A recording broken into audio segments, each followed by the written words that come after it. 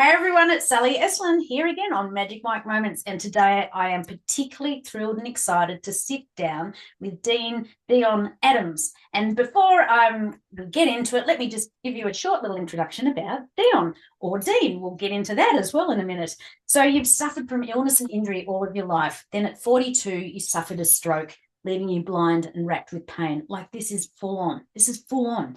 But then you woke up to realize it's time to come alive again. You had a massive, well, it had to be a massive transformation in the past 4 years, losing over, wait for this one, 85 kilograms, regaining your central vision in your left eye, no longer needing the 20 plus painkillers every day or the antidepressant medication anymore. I can't wait for our conversations today. So this started your spiritual journey of discovery since March 2020. All sorts of things have awakened in your life, your intuitive abilities, and you're being able to read people, shamanic channeling, energy healing through sound and energy. So spirit guides you now on your journey, coaching people who are ready for change, which then steps them closer each day to live a life they love, loving themselves, maybe even for the first time. So this is your soul's purpose in life, to be in service of others and to be paid for it. And you can honestly say you love what you do and do what you love. So without further ado, welcome, welcome, welcome to Magic Mike. I'm so excited to sit down and have a chat with No, you. thanks, Sally, for the kind introduction. What a I've journey. been buzzing all night because it wasn't that long ago that I wouldn't have done this, Yep. but I've expanded and grown even more so, and especially in the last sort of year. But as I said in the thing, I've had a lifetime of living on painkillers, antidepressants. I busted my back when I was 28. Most of my spine's fused together. Wow. I mean, let's rewind it back to part of your journey. I mean, you've come through this other side, but let's take it back to, like, as you said, at 28, you did your spine. So tell me a little about Dion, or is it Dean? Like, let's start with the name, and then also, Well, the name that everybody knows me as Deon now, because my birth name is actually Dean. right. But these my guides and spirit kept calling me Deon. I thought, okay, and that's stuck ever since. So rewinding back, you're on a spiritual journey now, and very enlightened and got this spirit. Though I didn't believe in anything then. Yeah. So tell me about that journey. Like, what were you like as a kid growing up? I was always a loner. Mm-hmm. I never had friends, hardly ever. I never feel like I fitted in anywhere. Mm-hmm. I My mum realised that I was seeing my guides and As a angels and everything, but they thought I would just, these invisible friends again. Some that was sort of thing was suppressed in us. mm, And then I never liked books. I hated books and comics. I didn't think did anything. That I didn't really even like television. I was just happy playing on my own, occasionally with kids, but and as I grew up, my mum was very controlling, mm-hmm. but mum was very spiritual. This is the whole thing about it.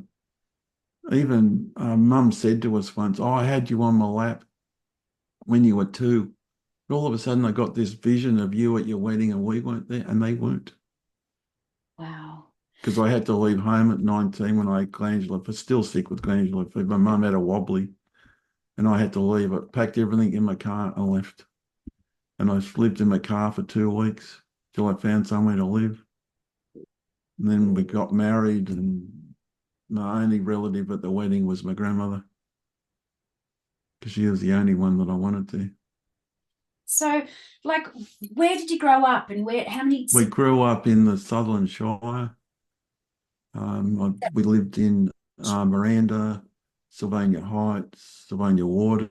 Then Oh, I moved. is that where they did the documentary sort of thing on? Yeah, we looked directly across up Botany Bay at the Tom Ugly's Bridge.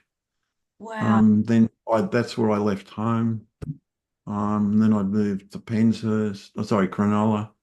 I lived at Cronulla on my own for a while. Then we got married and moved to Penshurst. And then we lived with my ex-wife's. parents for a while. But I always worked hard in everything I did. Mm. I worked I'd worked 7 days a week for over 10 years. Mm. And then I busted my back because most of my spine's fused together, my neck and lower back included. And was that around 28? That's so young. Yeah. Like, Yeah. it sounds as though already the picture you're painting is that you've done it tough. You've been a hard worker, but Even as a child, I was always sick with whooping cough or I had glandular fever. So I was sick for 6 months, yeah, yeah. which knocked my immunity out. And at the time, you were just sick. You didn't connect it to anything. You didn't connect it to your But lifestyle. we create everything. Yeah, For absolutely. some reason, I was creating that because my parents sacrificed family for money. Right. And I, when I reflect back on it now, I made myself sick because I wanted mum's attention. Yeah, yeah. But it's just screaming like all. I And think. my grandmother brought me up mostly because mum and dad were always too busy working. Mm. And to be fair, back in those days, they only knew what they knew. Well, they just did the best they could. And Absolutely, absolutely. but oh man, my mum was like really controlling. Mm. That's part of the reason why I left and other things. Well, you would have been suppressing so many emotions because Oh, back, it is. That's and in that's the last 4 years, I've peeled so many layers off that onion. mm, mm. Um, but it's willing to surrender and let it go. Yeah, yeah, Because once you surrender into it and allow the emotions and the beliefs and the emotional attachment to events to go, yeah. then things start changing. You're drawing things like yourself. I manifested you a while ago because I was ready for it, Sally. I know, and Like that's I came into this course that we're doing, not really thinking, oh, maybe I'll do it, maybe I won't. And then I had to sleep for 3 hours after the workshop. There must be something in it. so. Even since then, massive things have changed. But going on from there, uh, I had 3 kids. The third child died at birth. We Oh, only lived for 3 days. And that year I lost my grandma who brought me up mostly. when you had the And my attachment. son, that was a terrible year. So at And 28, you had your back stuff and had your spines, and then from there, how old were you when you had your kids? we were 25 when my eldest son was born, 27 when my daughter was born, uh, 34 or 33 or 34 when Thomas was born and then passed. Then a couple of years after that, we had my younger son. Um, I mean, when you look at those ages of when you had it, in between your back goes. Now the back is about support, so yeah, I did had no support. no Had support, like to get to the Zippo. physical manifestation of the spine collapsing, so to speak. Yeah, but that means you're not supported at all. Yeah, you were losing your shit. And Like, I've got 7 vertebrae in my neck that are fused together as well. wow. Wow. So before we get into the lessons learnt now, but going back then, so you were fairly a young dad, had this physical stuff going on. So tell us about the weight journey and the other part of you. Okay. It's a whole other level. Years went by. Then I was running a cafe. Then all of a sudden I had this massive brain hemorrhages. So I couldn't How old work were for you then? yeah, 38. So it wasn't that long. You still had all these young kids. Like, Yeah, the youngest would have been 10, 13, yeah. and got all of this going on. And it's just, if the body is not screaming at you to stop and listen and go with, Yelling. how many messages do you need, right? Do you want to share And the photo then that you've got for on your background as we go through these stories? what say again? The other picture with Oh background. yeah, that's an old picture of me Mhm. when I couldn't even see the hand in front of my face. We haven't even got to that part. So at 38, what happened at 38? Was that the brain hemorrhage? That was the brain hemorrhage, and I kept my vision kept coming and going. That should have told me something. But I carried a script in my pocket for blood pressure tablets for 6 months. I never filled it out. Mm. I didn't want to be here, I don't think. We're just disconnected, right? So, No, totally. and when did your marriage fall apart? It must have been around that time. When Thomas passed, Right. It all started. my ex-wife, basically, we just drifted further and further apart. I couldn't even imagine what it's like to lose a child. No, she still suffers from chronic depression today, but she's been in it for such a long time, doesn't know anything else. So you were 38 when your vision started going. So, and then when it sort of settled for a while. Yeah. Then I was actually my brother-in-law's carer for 6 months, Right. who's had an acquired brain injury. Man. And then they left and went to Queensland. And in that space, I was learning to become a computer technician. I was working with someone regularly, and then I was doing all the TAFE work and everything. So I'm actually a board level computer technician. How did you do that with very little sight? That would have been. Oh no, that was before that happened. Okay, right. And along because I was actually before I busted my back, I used to repair buses and trucks. Oh, right. Yeah, and I didn't know what a computer even was. Yeah. I always remember these little nerdy guys in a dark room with these green screens, and they go, "What are those funny characters that they're looking at?" Anyway, that was interesting. But yeah, our first TAFE course, everybody's banging away at the keyboard like they're typists and secretaries, and I'm going pecking at the keyboard. Now I can touch type. I tell myself how to touch type. So along the journey, with everything that's physically going on, physically your body was expanding as well. You put on so much weight. So I know I was drowning myself in alcohol. Mhm. I was eating poorly all the time. Yeah. I just didn't care whether I lived or died. My parents used to say to me continually, you're not gonna live long if you're gonna eat like that. So I didn't really care. And where did you say you sit within your siblings? Like how many? There's only the two of us. There's only Jules and I. Are you the youngest? Yes. Mm. Yeah, 4 years and so many months. Right. Wow. But man. Mm. I'm so very proud of myself, Sally. I'm getting emotional because I've never given up and never given in. Mm. Yes, I've had these horrific traumatic events happen that I actually created when I look back at it. Yeah. Which is a hard realization for anyone. Yeah. We were married for 44 years and then enough was enough. Wow. I can still remember the time, the date, then the very second I said enough, we're gone, we're done. Mm. And I've offered to get her help, but she just, no, not interested. Anyway, that's... So let's fast forward to when you started to wake up. Okay. What really triggered it all for me to change it all was that the time our father passed away. Oh, right. You said that, yeah. He had this thing on his leg which ended up with golden staph in it. Oh. And the only reason what they could do for him was medication that killed the only kidney he had.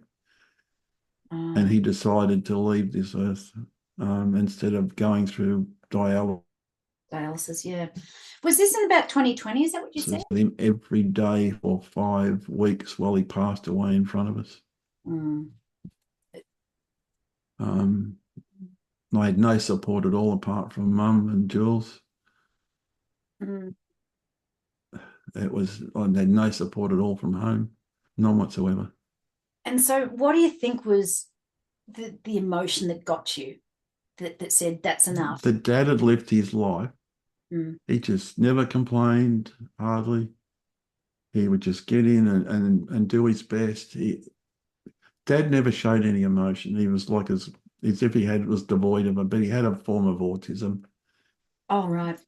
Plus being in the Second World War, whatever that horrific things that he went through in that, which I've actually seen in visions. When I was taken through a process called the child,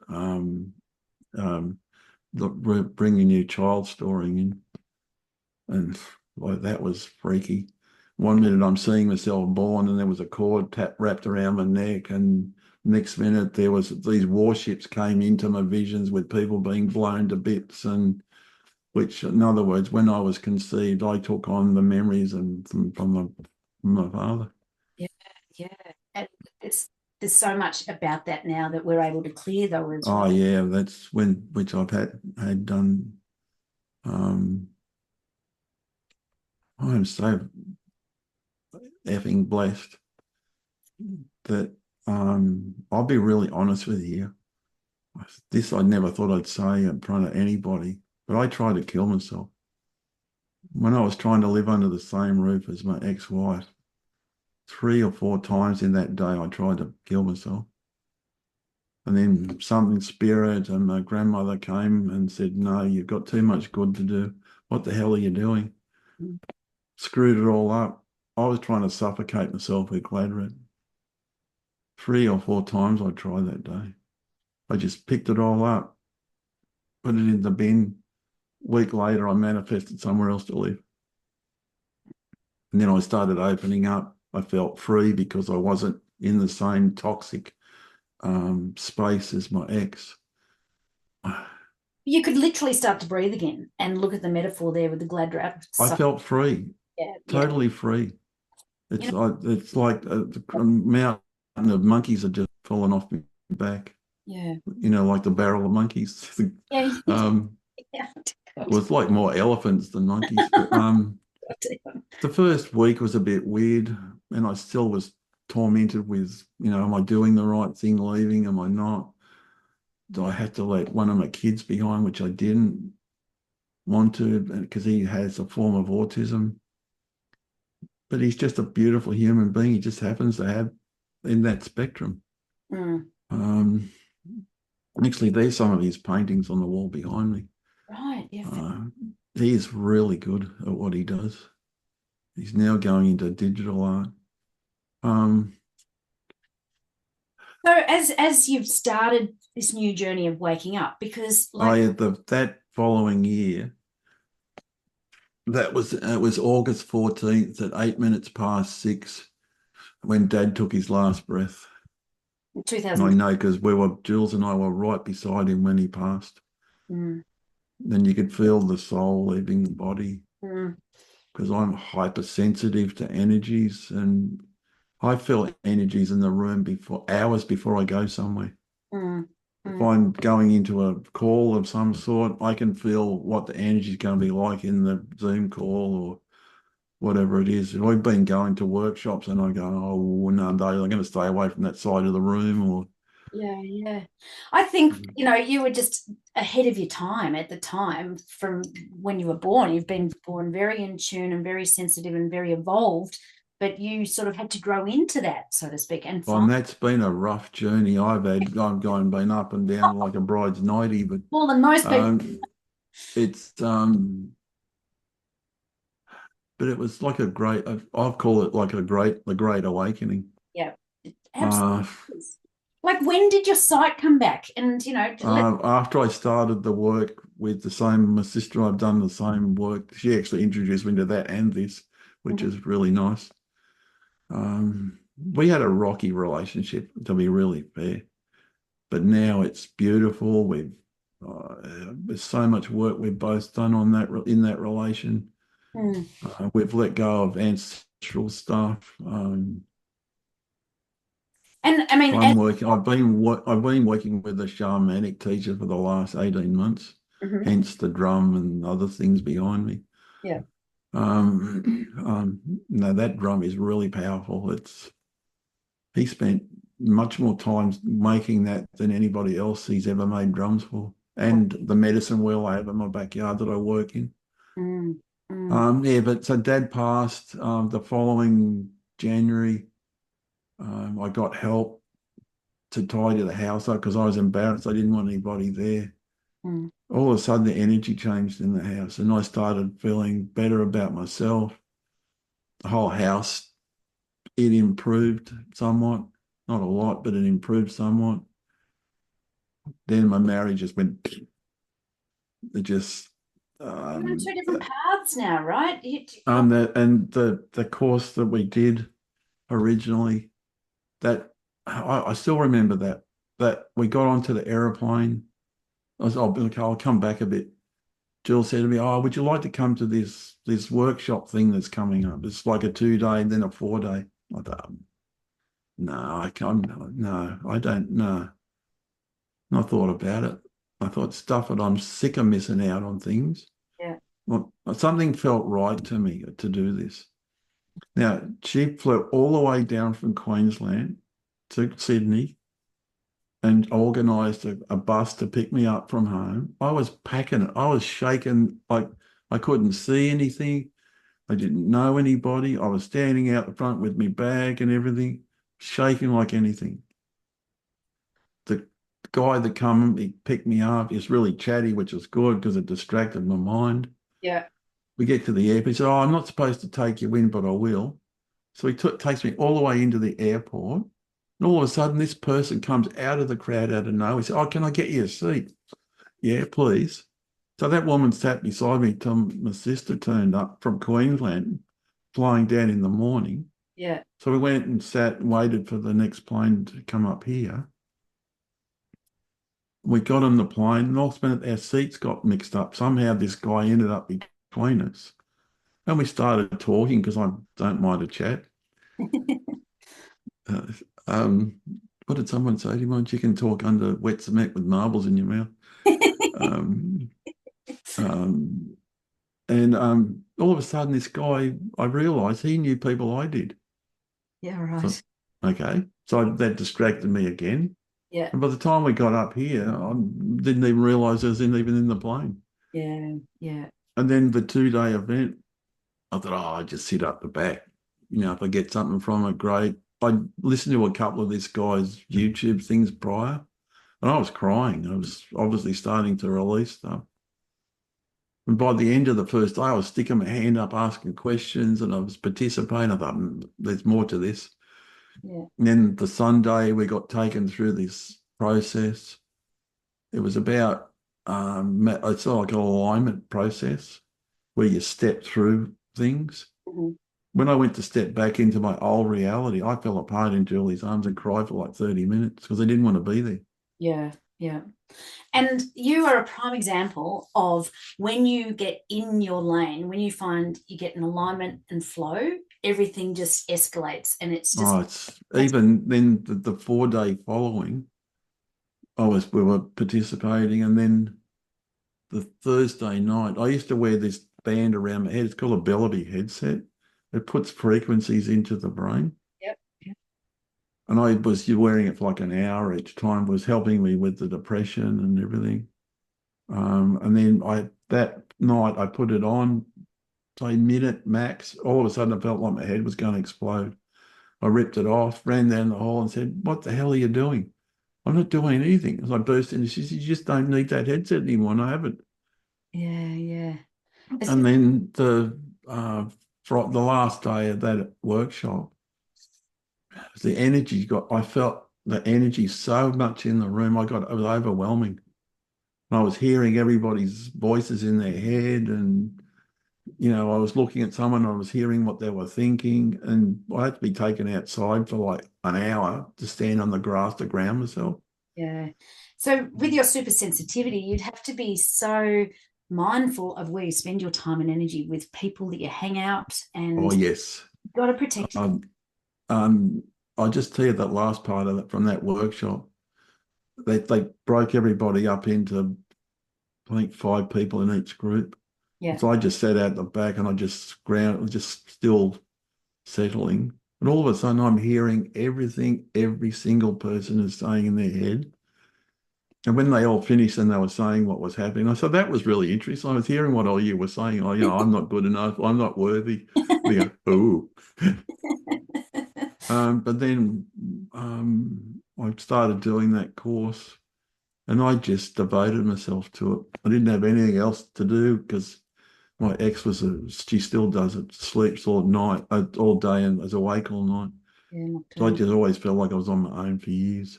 Yeah, yeah. Um, but I just immersed myself in it. And when I got to a point, I started running practice sessions so I could get better at it because I learn more by doing. Yeah, yeah. That's why I ended up basically teaching what I learned originally because I ran 2 practice sessions every Sunday. Mm, But but I had to learn all that material by listening yeah. because I couldn't read the material and they had no just plain text format of anything. So how is your eyesight these days?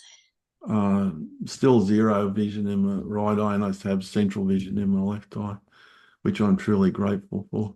Yeah, yeah. Um, You were sharing with me before we came on here a background slide with some more pictures of yourself. this is I took these a while ago to show people what's possible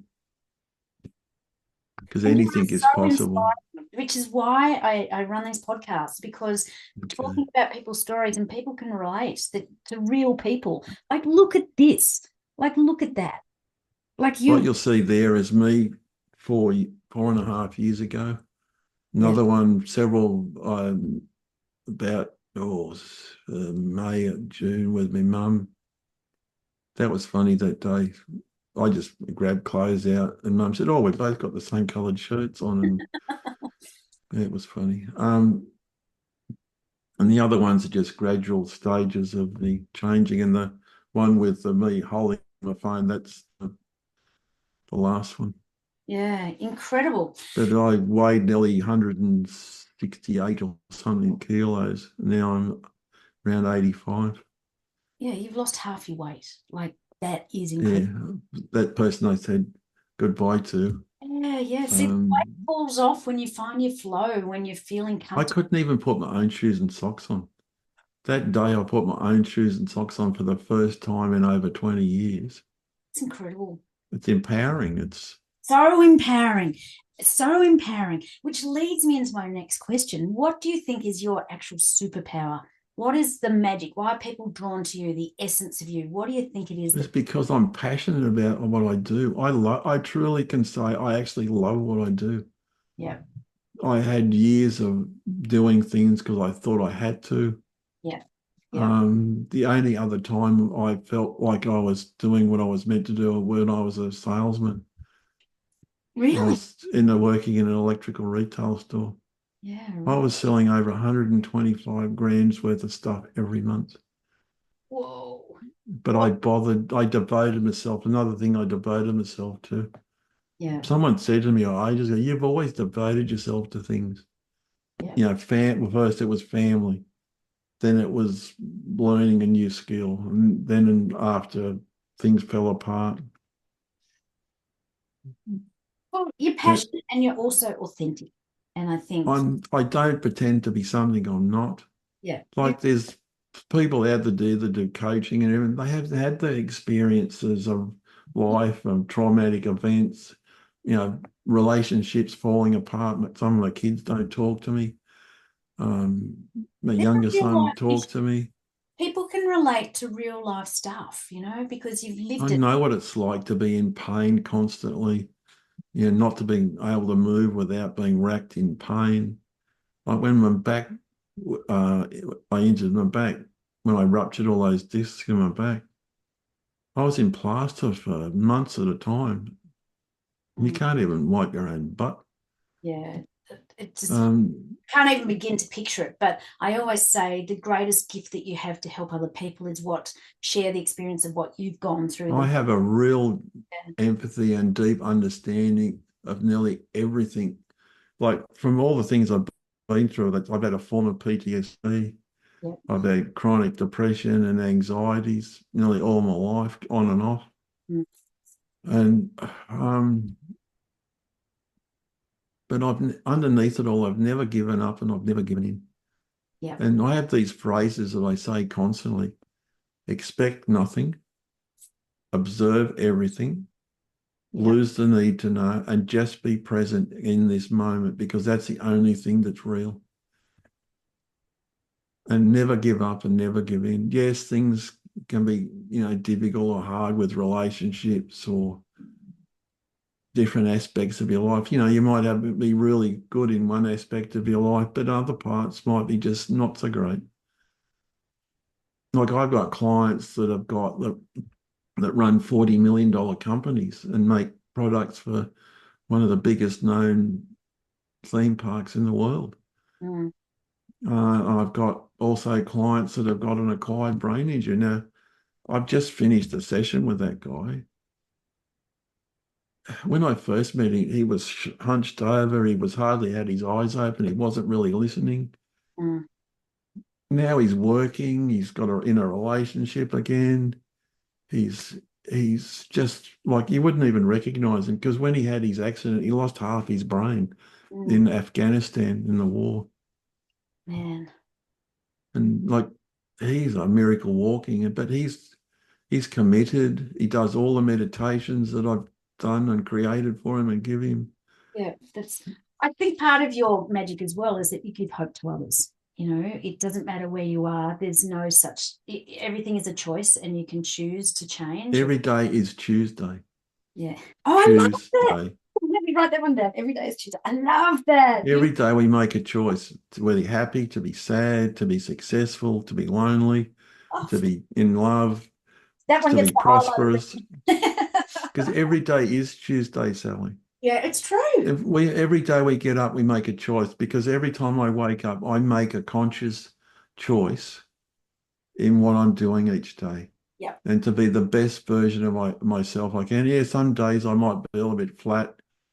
I might get tired, and especially with the different energies and things playing out in the planet at the moment, Yeah. all the solar flares and whatnot.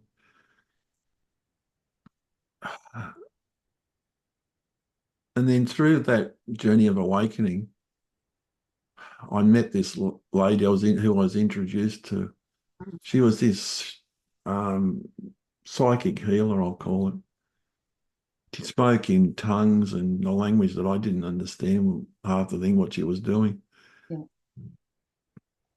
But that was about the third time I saw her. All of us where she started, and all of a sudden these words are coming out of my mouth. Okay, what's that? She said, "Oh, that's exciting. You're channeling all these different shamans." I said, "Okay, am I? That's really good, is it?" I also think because you're open to anything, unlimited opportunities or possibilities, you've been on the brink, right? So just like, I've been on the dark night of the soul several times. yeah. And so Of that dark soul, whatever you call it, when you're at the very pits of everything. the depth, Like I spent weeks in my mind working out how I was going to kill myself. yeah. And as I said, after attempting it, but then I realized that I had too much to give and too much You to literally learn. needed to And breathe. You needed some space to breathe. oh, and then I just, Yeah. when I left, all of a sudden I could just, things started opening up. Yeah. And as I say, when I met this lady and she said, "Oh, you're channeling this shaman." Okay. And I was sort of hesitant. And when I would sort of do sessions with people, I thought, no, I don't think they're going to be weird. But now it feels right now.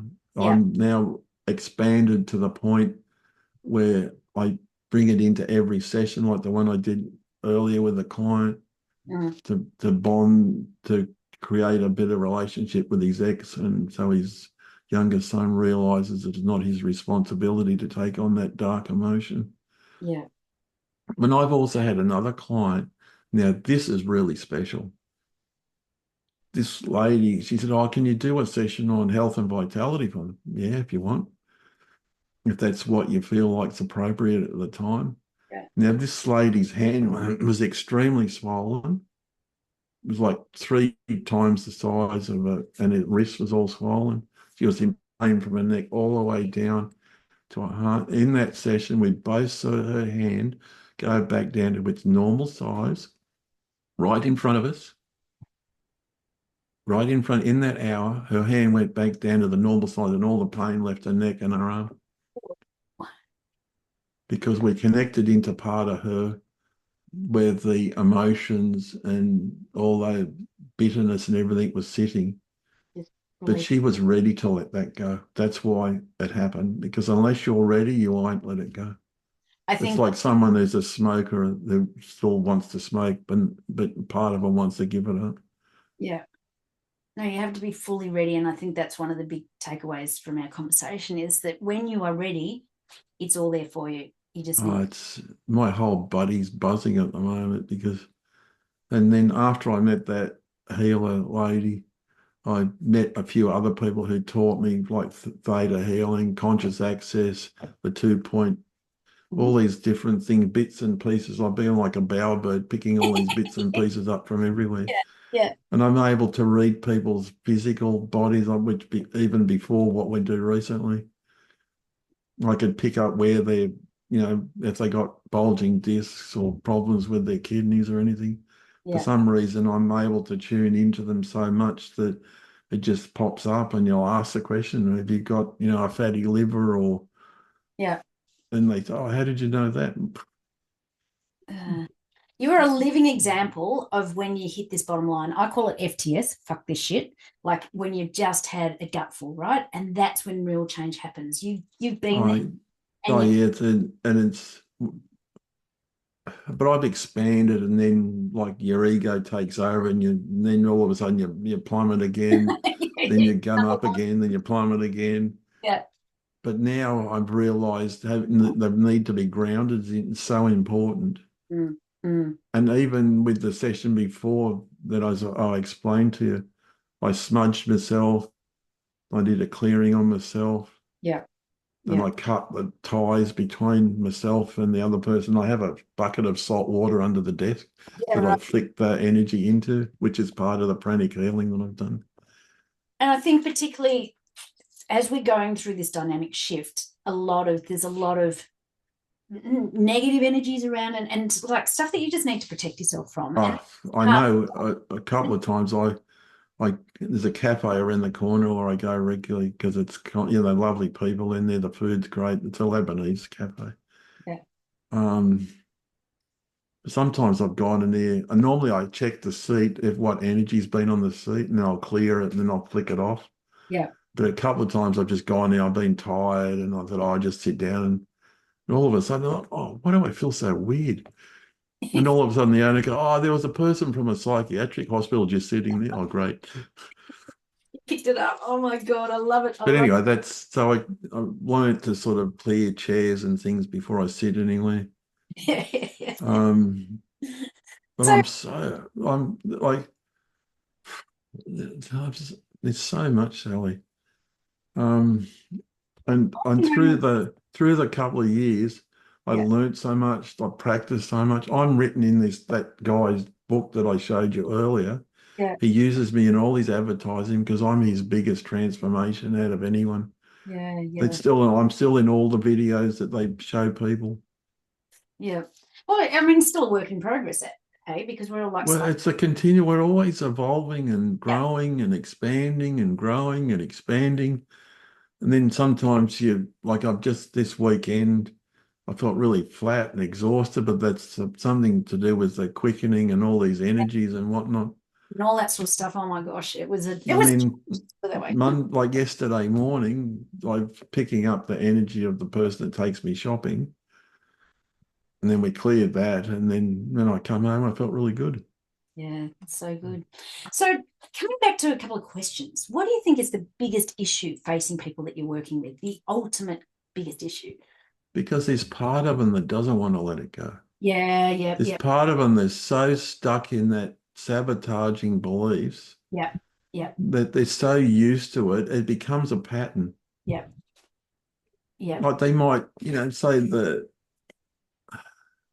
like if it's an addiction, say, yeah, if someone's been in a war of some sort, they're so used to that euphoric feeling they get when they want to maneuver.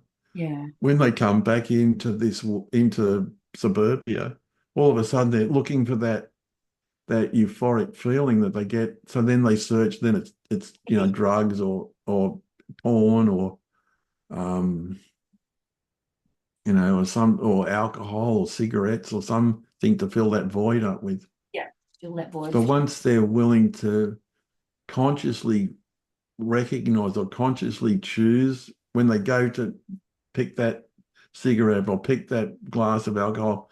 I've said to them, consciously, what are you choosing? Yeah. Consciously choose whether you drink it, smoke it, eat it, whatever. Yeah. And that's changed people just by doing that alone. Yeah. So Because if you because I've got this tattoo on my arm, it says living consciously. yeah, yeah. I love it.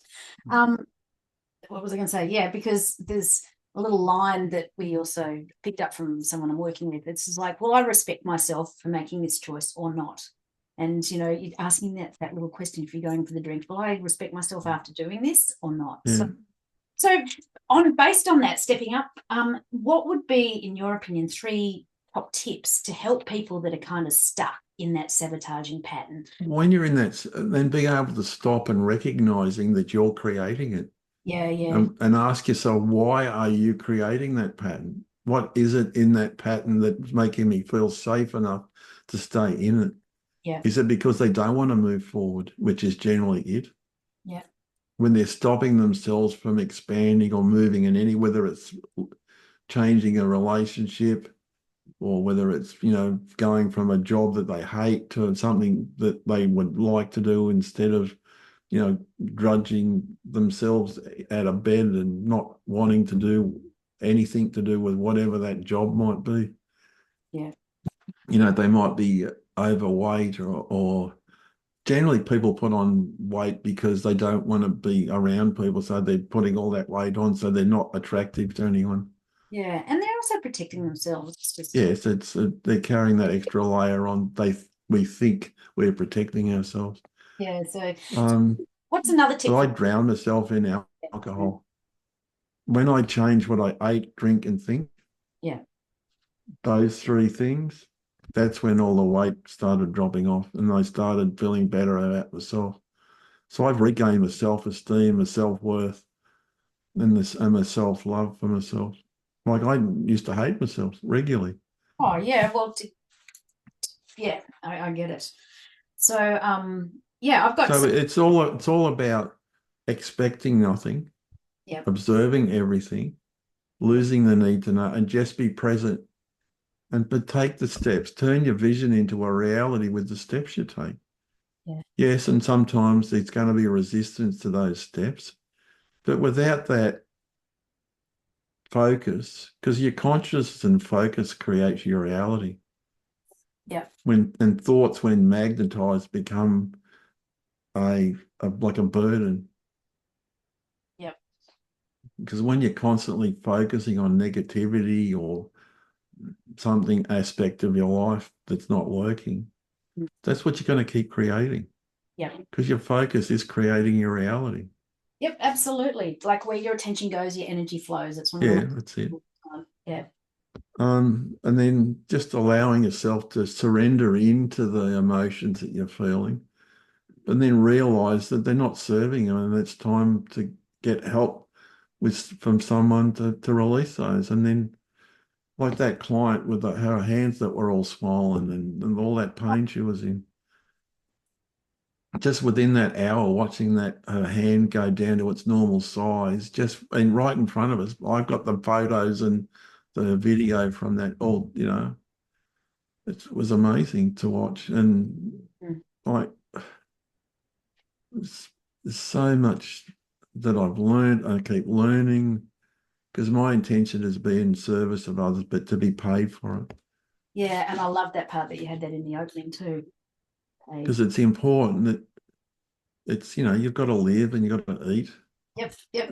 But it's all like I'm guided continually by spirit, and I use an Indian medicine wheel, which I do for healings and manifestations, and um, I have a connection to different guides and things that help me, and my intuition has become, because I use it all the time, using it all the time, all day, every day. I think the core of what you do is just follow the energy, right? Yes, and then even being able to feel the energy around things and people, and like, they can be on the other side of the planet, but you can still put your hand through their etheric body and feel every single cell in their body. It's And it just amazes me that this is even possible. But it is, because it's called radionics, healing over distance. mm-hmm. But because we're all quantumly entangled when we connect into Zoom, and Zoom still amazes me that it's this weird miracle thing that people use. But the energy that people feel when I'm working with them, and they go, "Oh, what were you doing then? I could feel that." And I thought, "Yeah, wow." But I'm hypersensitive to energies and things. As I said to you, if we're going to say an in-person workshop somewhere, I'm feeling it like even the day before sometimes. Yeah, yeah.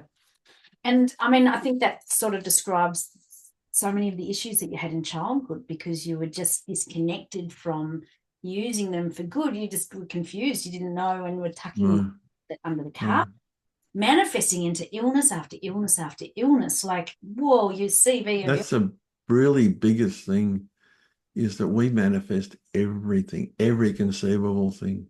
Yeah, yeah. It's just, I've had so many goosebumps in our conversations today, just like you on point, on point, on point. And it's exactly, with singing But from it's that realization that's the hardest thing, Sally.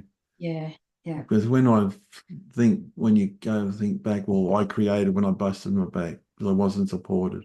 Yeah. When my neck collapsed, and then I was carrying the burden of everybody. Yeah. Yeah. Um, It's the hardest awakening, hardest realization, but it's also the biggest awakening. totally. It's the depth of And the darkness of there's no light. such thing as a negative. Yeah, yeah. People think, oh, that's negative. That's negative. The No, seed, bullshit. it's the Because everything is a gift. Everything has a gift in it. silver And line. for me, that's the gift of empathy, Yeah, the gift of understanding that people create these things, yeah, the gift of the fact that you've learnt compassion and understanding, yeah, why people create these things, yeah. and how that relates to emotions and whatever's going on in their life through childhood. Yeah. Um, like even last night, I did a past life regression with someone, Yeah, and that related to everything that's happening in their life today. yeah, yeah. So that was a realization for them as well. I think this is very much a time of awakening where we are taking ownership of ourselves, of our actions, of our thoughts, everything, because We are all now that brings up a point. I said to my mum one day, I looked at, I said, "Mum, whose responsibility is for your happiness?" And she looked at me, said, "Oh, bugger, it's mine." And the very next day, she started giving herself her insulin again. She yeah, started fixing up her own underwear, which I was gladly doing for her, yeah, which right. was not an easy thing to do as a son. Um, but I would do it again in a heartbeat. Yeah. Mum, we saved Mum from going into aged care. It wasn't easy at time, yes, I know, I realise that. Mm, But that quality time that I had with my mother, and Jules and I both helped Mum equally, which I'm very blessed to have that in my life, because not many people do. mm, But Mum said to me things that she'd never said to anybody, including my father. Not any therapist or anything, because she knew I could be trusted with what she said. mm, But then I unburdened myself with that, which helped me release that, which I did at the time. But then I realised that I couldn't hold on to it anymore. mm. But we do hold on to things too much. Oh, we do. Look, I'm, as part of the world awakening and remembering, going from the old way to the new way, I feel this bridge is about putting you first and owning your stuff. I could say owning your shit, but ownership and self-responsibility. We're not responsible for anybody else's journey, as you know. It's our No, responsibility. even with my youngest son, the day I made him grow up and stopped enabling him, the day he became an adult, Mm. he actually said to me, "I understand why you left." Yeah, it's tough love. It is, but no, he's doing all right. his artwork's really good, as those images I showed you before. Yeah, yeah.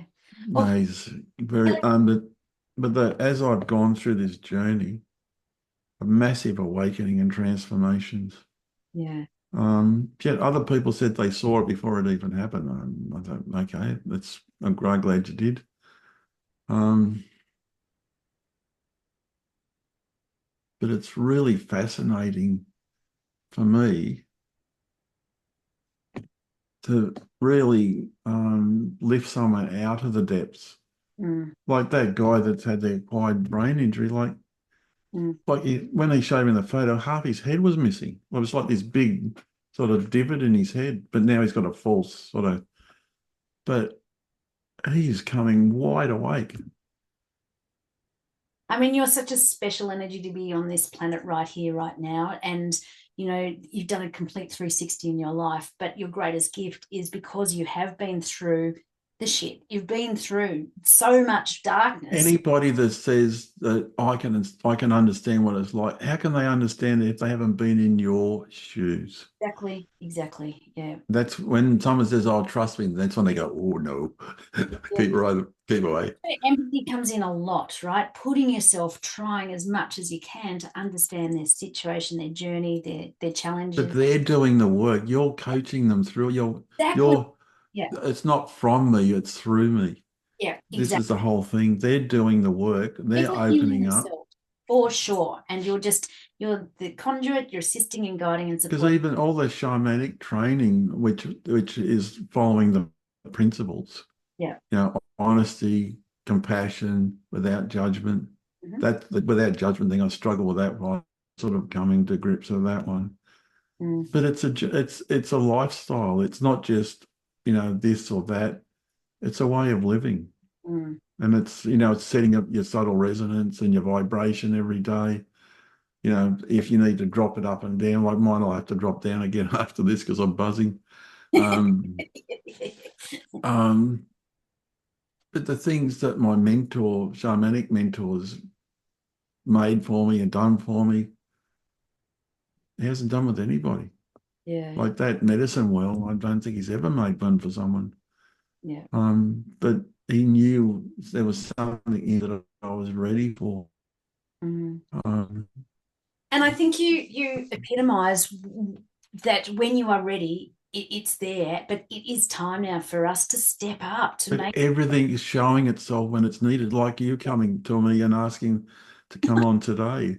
But Yeah, it's like, I'll be honest here, 12 months ago, I wouldn't have, yeah, but I wasn't, because I wasn't ready for that then, but I am now. yeah. It's time. And It's really time. And anybody that's listening to this, anything is possible. And I mean anything. yeah, If you believe and understand and really surrender into it, yeah. and once you believe it's possible, anything is possible. Like I used to sound like Darth Vader trying to breathe when I was the first took steps out of the house because I was a petrified. I Yeah. hadn't been out of the house on my own for over 20 years. And that day I flew up here to come to that initial workshop, I was packing it. Yeah. But and then the first day I remember it, the first day I walked up to the shops on my own, I was high-fiving people, and because as I said, I hadn't been out of the house in over 20 years on my own. I was petrified. But Good. now I walk for an hour every day. Every day I walk for an hour. And that's my time to just let go, just enjoy the environment around me. And sun's good for your serotonin. Yeah. Oh my God, Like I used to get out of bed like 1 or 2 o'clock in the afternoon and just didn't care. yeah. But now I'm awake at 4:35. Oh, I'm like this morning I had to be up for early clients. Um, but I'll reiterate this. I actually love what I do, Sally. I really, truly love what I do, and I do what I love. mm, And I continually evolving and coming into myself. mm, I struggled with that word healer mm. until I accepted the fact that I am a healer through energy, through sound and vibration, um, through conscious creation. because as we've agreed that once people are ready and they're ready for that shift, they'll find it a lot easier. Yes, the resistance is going to come up with those beliefs and, I'm not good enough, not worthy, and need to be perfect, and all those self-sabotaging beliefs. Yeah.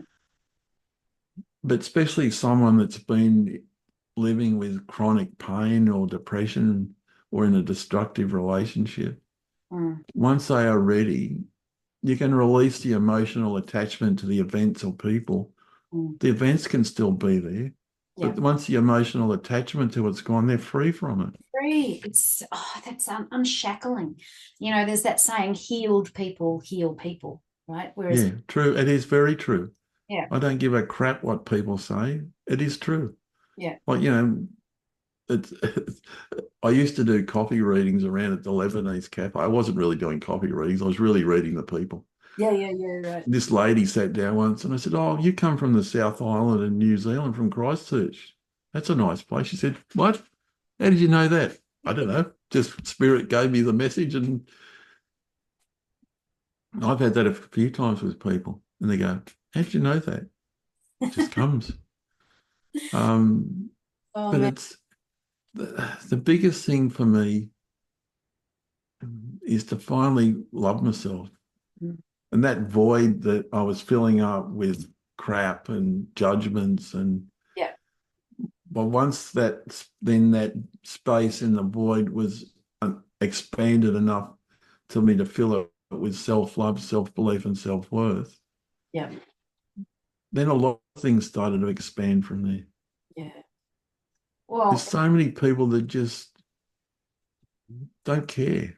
They yeah. just It's the they've lost. issue for every single person on this planet is stepping into unconditional self-love and self-worth. No And condition. that's the biggest thing that people will struggle with. Yeah, I know absolutely. I did. Yeah, I do too. I mean, it's just we're perfectly human. We're perfectly imperfect, trying to navigate our way through this. But And things cycle up and down. Like, yeah, we're not always, up high or down low. We're just, yeah, but you're balancing yin and yang, hot and cold, light and dark, it's a happy, duality. sad. Finding that. And don't be afraid of your shadow self because we all have one. It's so true. Because it's funny, I took a photo yesterday of just my shadow on the ground and just to see, well, you all have a shadow self and don't be afraid of it. And don't be afraid of it. Yeah. And that's perfect way to just sort of bring this to a close. Don't be afraid of your shadow self because we all have one. But Deon, how can people reach out to you? Just through my website, conscioushealingarts.net, or through my email, which is deondean@conscioushealingarts.net, or I'm on YouTube. Yeah, you've got Is it as just well. Deon Dean Adams on sort of, sorry, Conscious Healing Arts through is my YouTube channel, Yeah. where there's over 20 meditations on there. There's testimonials from clients.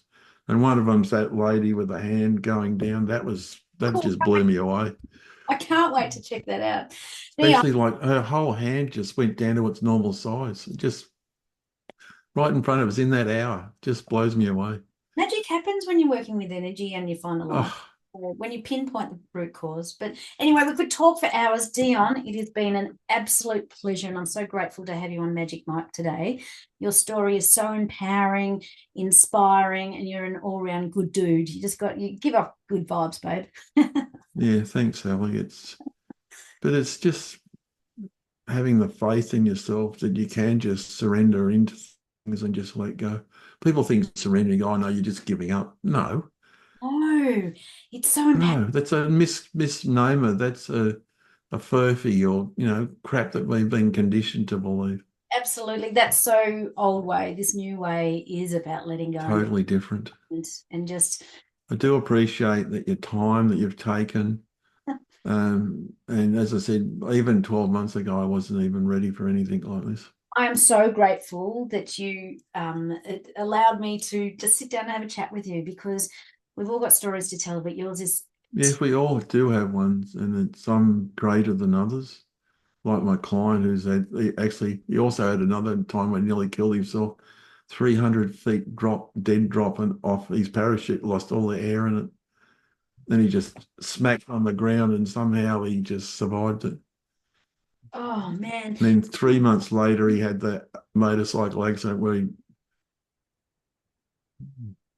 but Oh if you saw him today, you think that is not the same person, yeah. Well, I which encourage he is not. go and check out your YouTube page and just to check out Yes. testimonials Yeah. and And on my website, that guy's testimonials on my website. yeah, conscious healing Arts. arts.net. Yeah, Yeah, fantastic. it's the same as my email address, but with the wubby in front of it. Well, on that note, Dean, thank you, or Deon, thank you so much for being on Magic Mike. And I would love to catch up with you again down the track and see what other greatness and stories you've got to share with us. Right. No, thanks heaps, Sally. We'll catch Bye, you. everyone. See you later. Bye.